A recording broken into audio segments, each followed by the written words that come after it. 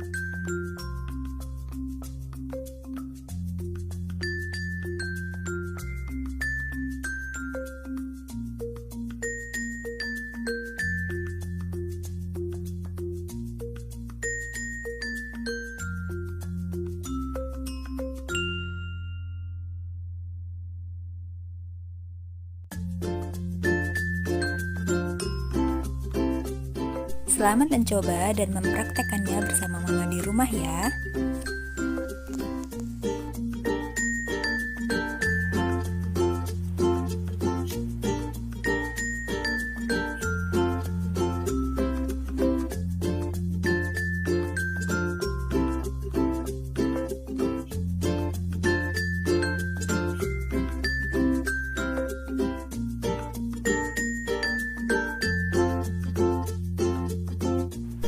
Terima kasih sudah menonton video ini sampai dengan selesai. Jangan lupa dukung channel kami dengan cara like, share, dan subscribe.